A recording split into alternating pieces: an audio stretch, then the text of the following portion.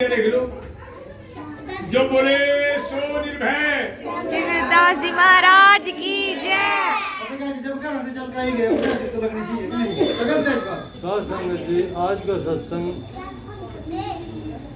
आप के गाँव हमीदा यमुनानगर में ये सत्संग हो रहा है जसवंत घर पे।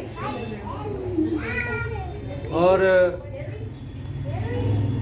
आप सभी सत्संग करा रहे होंगे अपने घर पे, कर रहे हैं आप सभी। कराया कभी किसी ने सत्संग यहाँ यमुनानगर में कराया कभी? यानी कि ये सत्संग करने से क्या हो रहा, सत्संग करने से क्या होता है कि ये जो जगह है धरती, ये इतने अच्छे गहरी के मेरे ऊपर आज प्रभु के नाम का भजन है, यहाँ गुणगान है। मेरे ऊपर प्रभु के नाम का गुणगान हो रहा, तो ये अपने धन्य भाग कर धरती। और वो वहाँ से वो जगह ने पूछे कि जहाँ जीवत हो रही, जहाँ जीव हत्या हो रही है आपके ही पास में, यहीं बाहर रोड में, तो वो जगह कितनी क्या करी, कितनी जल रही है, क्यों हो मेरे ऊपर कितने धरती जल रही वहाँ पे। और ये जो जगह जहाँ सत्संग है, जहाँ सिमरन है, क्योंकि ये परिवार बहुत समय से तकरीबन 13 साल बितारे भी है। और आप यहाँ पर साल में 2 बार यहाँ इकट्ठे हो रहे हैं, यानी कि साल में 2 बार तो आप यहाँ आ रहे हैं रोज घर पे। कभी किसी बच्चे का जन्मदिन, कभी किसी बच्चे का जन्मदिन, यानी कि जन्मदिन का बहाना ले करके। और ये गुरु रविदास महाराज का सत्संग यहाँ रह रहे। और ये परिवार दिन दुगुनी रात चौगुनी तरक्की करता है, यानी कि ये परिवार दिन दुगनी रात चौगुनी तरक्की कर रहा है। तो इसलिए आप भी अपने घर में सत्संग कराओ, आपके घर भी शुद्ध होंगे। आपने नाम के साथ जोड़ना होगा। नाम में क्या कहना है? गुरुदास महाराज का नाम जपना है। वहाँ पे आपने कहना है जय गुरु रविदास तेरे नाम का आसरा। क्या कहना है जी? जय गुरु रविदास तेरे नाम का आसरा। ये आपके कुछ श्वास, कुछ चंद श्वास, जो 24,000 श्वास आपको मिले यहाँ एक 24 घंटे में, इसमें से कुछ घटता नहीं है शरीर में से, फिर भी ये श्वास बंद होते हैं। और जब श्वास बंद होंगे तो फिर ये शरीर मृत्यु को अवस्था में पहुँच जाएगा, डेड बॉडी बन जाएगा। तो इसमें कुछ श्वास है, ये आत्मा इसमें चल रही है। मेरे को अभी 3 महीने हुए यहाँ, 3 महीने पहले मेरे ये बाजू और टांग जो है दोनों की दो डेड हो गई थी। आधा शरीर मेरा खत्म हो गया था, जिसको पैरालाइज कहा जाता है। परंतु आप उनको देखिए कि जो पैरालाइज के मरीज आज 10-10, 15-15 साल हो गए तड़प रहे हैं। ये पता नहीं कौन सा कर्म मेरा जो आगे आ गया था, क्योंकि साथ नहीं सबके लिए है। मेरे से पूछते हैं लोग कि जब आप इतना कुछ करने के बावजूद भी आपके ऊपर इतना बड़ा कष्ट आया, तो जो आदमी इससे दूर हैं, जो जीवित से दूर हैं, नाम से भी दूर हैं, सत्संग से भी दूर हैं, सिमरन से भी दूर हैं, और दान से भी दूर हैं, तो उन जीवों को क्या होगा?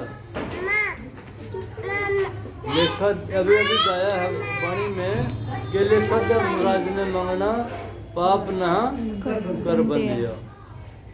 लेखत मांगना है, क्योंकि जो हम देख रहे ये हमारे अपना नहीं है साथ में चलने वाला, ये यहीं का यहीं रहने वाला है।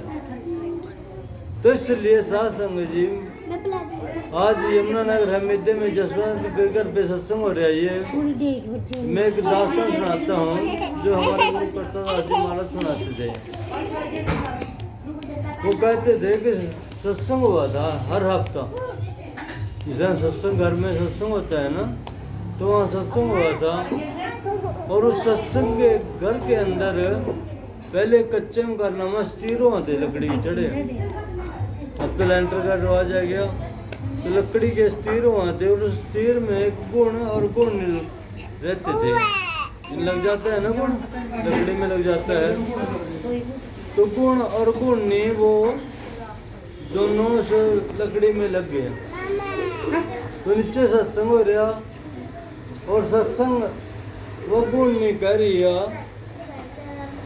अपने उसके गुण को, क्योंकि घर बड़ा था वो लकड़ी काट रहा, उसमें सुराख कर रहा और वो उसको कह रही है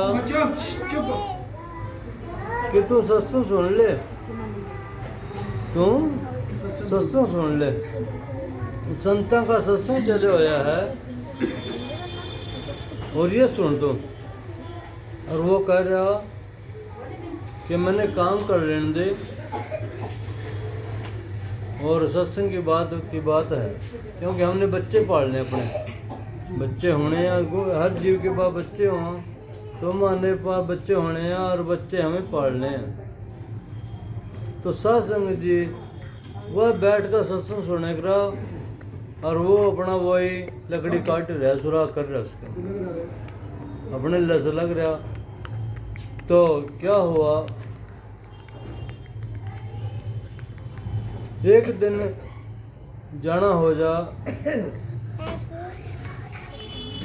संसार छोड़ के, मरने का टाइम हो जाए मतलब जी। संसार छोड़ के एक दिन सबने जाना है, तो वो गुण और गुणनी का भी जाना हो जा, किसी का महीने पहले और किसी का महीने के बाद। तो दोनों जीव जो है वो अपनी जीवन यात्रा पूरी कर गए। करने के बाद क्या होया साध संगत जी, अब लेखा धर्मराज ने मांगना, वहाँ लेखा तो लिखे जरा सारा, हर जीव का लेखा है वहाँ। ये मत सोचें कि अभी इंसान का ही है, नहीं, हर जीव का लेखा है वहाँ पर। आत्मा कितनी बड़ी है, हाथी में भी यही आत्मा है, ऊँट में भी यही आत्मा है, घोड़े में भी यही आत्मा है, इंसान में भी यही आत्मा है। और एक चिड़िया, कबूतर कितना छोटा पक्षी है, छोटी है चिड़िया, वो उसमें भी यही है। उससे नीचे कीड़ी और कीड़ा है, उसमें भी यही आत्मा है। और एक ऐसा जीव है जो आंखों से दिखाई नहीं देता है, वो लेंस के साथ दिखा, हवा में उड़ रहा, पानी में फिर रहा वो लेंस के साथ आखिरकार आत्मा तो उसमें भी है। तो जब उसमें आत्मा है तो वो आत्मा हमारे शरीर में फिर कितनी बड़ी है, यानी कि हमारे शरीर में जो इस बॉडी को उठा करके चल रही है, तो वो कितनी बड़ी आत्मा है जो हमारे को आंखों से दिखाई नहीं दे रही। जब नहीं आंखों से दिखाई दे रही, नंगी आंखों से, तो उसमें वो आत्मा है, तो वो कितनी बड़ी आत्मा होगी। तो आगे क्या हुआ कि जब लेखा जो है तो गुणनी जो है उन्हें सत्संग था सुना, या सत्संग सुनने के बाद उसको एक लड़की की अवस्था में आगे जन्म मिल गया, गुणनी को, क्योंकि वो प्रभु का सिमरन सत्संग ज्ञान वो सुनती थी। या तो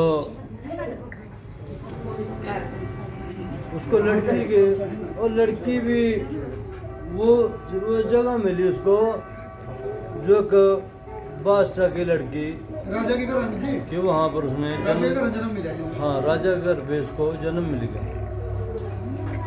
और उधर वो जो गुण की योनि में था उसको भी जन्म मिलना था। अब वो काम के ही योनि में भेज दिया उसने कि भैया तो काम के, इसके मन में काम लग रहा, तो उसको मन के काम में ही इसको भेजो। तो उसको योनि मिली है बैल की, उसको योनि बैल की मिली, और उस गुणनी को योनि मिली राजा की लड़की, राजा के वहाँ पर लड़की की। तो धीरे धीरे वो लड़की बढ़ती चली गई, और उधर वो बैल के वहाँ बछड़े का जन्म होया और वो बैल ने बड़ा होना था। जब बड़ा होया तो वो भी एक बैल का रूप ले लिया अपने बड़े का। और जब बैल का रूप लिया तो उसको हड़ा में काम करना पड़ना उसके लिए ले गए। तो अब पहले जो है जमींदार 4 बजे से खड़े हो जाते बैल लेकर और रात के 10 बजे तक उस पर काम लेना जरूरी था। आजकल तो ट्रैक्टर का ज़माना है क्या, रात के 10 बजे तक उसके पास से काम लेना और मुंह पर क्या करना, छिंका, जिससे मुंह बिना खा भी ना सका और नहीं पानी वो पी सका। उसका खाना भी बंद और पीना भी बंद। उसको तड़के 4 बजे से पहला जो खिलाई दिया खिलाई दी। इतनी बुरी दर्द तो साउस। और आजकल तो ने सड़कों पर फिर रहे हैं, डेढ़ जाए जितने मर्जी इकट्ठे कर ले बेचारे ने। क्योंकि वो भी समय था कि जब गाय की पूजा होती थी और आज वही गाय सड़कों पे दर की ठोकरा खा रही है।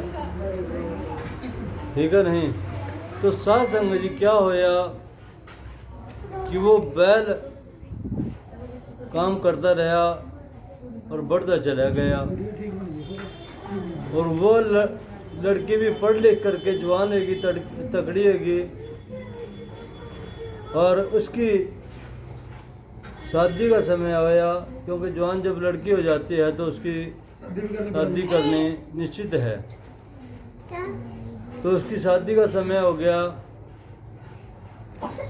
और उधर से बारात आ जाओ, वहाँ से लड़का कोई देख करके वो बारात वहाँ पर आ गई। और जब बारात है तो अच्छे बाजे गाजे के साथ पूरे खाने पीने के साथ जो है ना उस लड़की को ठीक ठाक, क्योंकि पहले आजकल तो कार का ज़माना है, पहले 4 बंदे डोली में बिठा करके ले जाते थे। हम पैदल ले जाते क्योंकि कोई साधन का रास्ता नहीं था। तो उसको लेके जा रहे हैं, लेके जाने की तैयारी है थी। क्योंकि आज भी जब लड़की विदा होती है बाहर से तो उसके माँ बाप का सब कुछ, सारा घर बार कहाँ क्या है वो याद आ जाता है।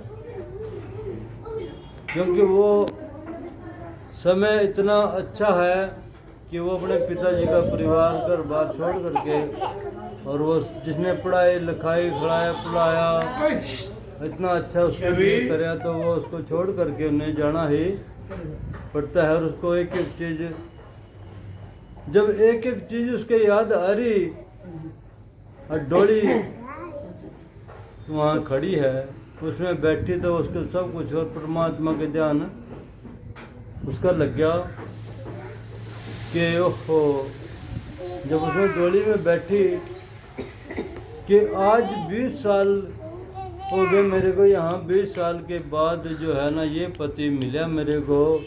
तो 20 साल से पहले मेरा पति कौन और कहाँ होगा?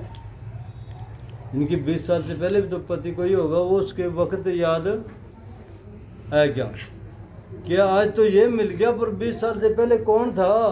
वो पिछले 20 साल पर पहुँच की बात।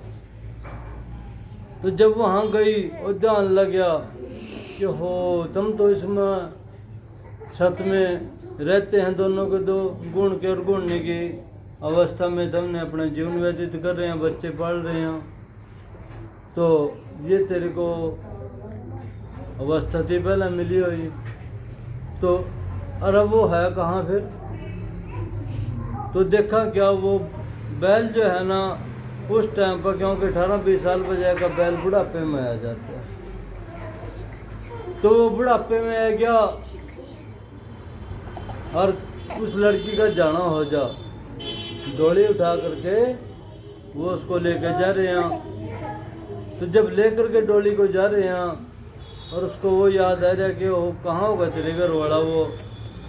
तो देखा क्या वो बैल बन गया उसी ही साइड में और जिम्मेदार पर लटका गया। जिम्मेदार काम तो कर लेना उसके पास से। उस ही साइड में, जिस साइड से जिस रास्ते से डोली का जाना हो उस ही साइड में वो जिम्मेदार 1 किलोमीटर पे आगे जा करके और वो डंडे के साथ काम करना पड़ रहा, और बैठा का तो डंडे जोड़ जोड़ के लग रहे हैं, क्योंकि इन जिम्मेदार ने तो काम लेना है। तो जब वो जारी ये लड़की चली हुई तो क्या याद आया, हो ये तो पिट रहा हुआ युवराज जी, बहुत बुरी दशा है इसकी, तो ये तो बहुत बुरी दशा में फंस रहे यहाँ पर। तो उसने उसके ही साइड में और वो जो डोली थी वो उनके पास से 4 आदमी के पास से नीचे उतरवा ली, और वो कहने लगी कि भाई नीचे उतार लो उसको, डोली को नीचे उतरवा लिया, उतरवा के नीचे, और वो कह रही कि बाहर निकल गई कि मैं उस बैल वाले तक जा कह रही, बैल तक जा कह रही मैं, और बैल वाले से मिल गया रही। तो वो लड़की उस समय पर, रंग आपको पता है कौन सा चढ़े, लाल रंग हो कपड़े का, और रूप रंग अलग ही हुआ। तो वो जब निकल के चली तो दुनिया उसको देख रही कि राजा की लड़की पैदल क्यों जा रही है भाई आज ये, और उधर क्या है लड़की नहीं कि रानी क्यों जा रही है, क्योंकि राजा के लड़की तो शादी तो राजा के साथ होनी है लड़की की, देख क्यों जा रही है। तो वहाँ चली जाओ और जा करके उसको बैल वाले को कह रही कि 1 मिनट रुक जाओ जी, और बैल वाला भी सोच रहे तेरे भैया क्यों आएगी, पूरा क्यों आ रही है। तो वहाँ जा करके वो कह रही कि ठहरो जी 1 मिनट रुक जाओ, कि क्या मैं आपके बैल से 2 बात कर लो। कहा जी कर ले। अब उस समय पर उसके वही मालिक की दरगाह की जो याद है वहाँ पर लग जा, और बैल को इंसानी आवाज़ में उसको वो बात याद आ जा। तो जब वो बात याद आई तो बोलना पड़ा उन्हें। वह कह रही उससे कि 20 साल पहले मैं और आप एक पति पत्नी के रूप में इकट्ठे रहते थे। उस तीर में गुण था, आप गुण थे और मैं गुण नहीं थी, और आज आपकी ये दशा कि बुढ़ापे में भी आपके ऊपर लठ के साथ काम हो रहा है। तो साथ संगत जी वो उसको कहने लगी कि बस पता नहीं आपका कितना समय पकाया है, पता नहीं आपका कितना समय यहाँ पकाया है मेरे पुरवाई जवानी, तेरा है क्या आखिरी टाइम, पता नहीं 6 महीने का है, 1 महीने का है, 1 हफ्ते का है, कोई 1 दिन का है, कुछ मालूम नहीं है। बस इतना कहूँगी मैं तेरे को कि डंडे ना खा लिए, डंडे ना खा लिए, मेरे जिम्मेदार को जो है यहाँ पर काम करता रहो, जितना ये घास दे रहा पानी दे रहा तो उसका काम करता रहिए। तो साथ संगत जी सत्संग का फल बहुत मीठा है, प्यारा है, पता नहीं है कि कौन सा बोल कब किसके समझ में आ जाए। ये हम नहीं कहते हैं कि 2 घंटे हमारा सत्संग सारा समझ में आवेगा, पता नहीं कौन सा एक बोल भी आपकी समझ में आ गया तो आपको दुनिया के अंदर अमर कर देगा। बस दास की इतनी बेनती स्वीकार करी जाए कि गुरुदास महाराज का नाम आप जपें, जय गुरुदास तेरे नाम का आसरा। इसका 1 घंटा सवेर ने और 1 घंटा शाम ने ये सिमरन करें और अपने घर में सत्संग कराएं। एक सत्संग पे कोई खर्चा नहीं है ज़्यादा, प्रसाद कर आरती करती है, रोटी का सारा है तो बहुत अच्छा है, कितना का है 2 किलो 4 किलो राशन लग गया, कुछ ज़्यादा खर्चा नहीं है। तो इसलिए साथ संगत जी आप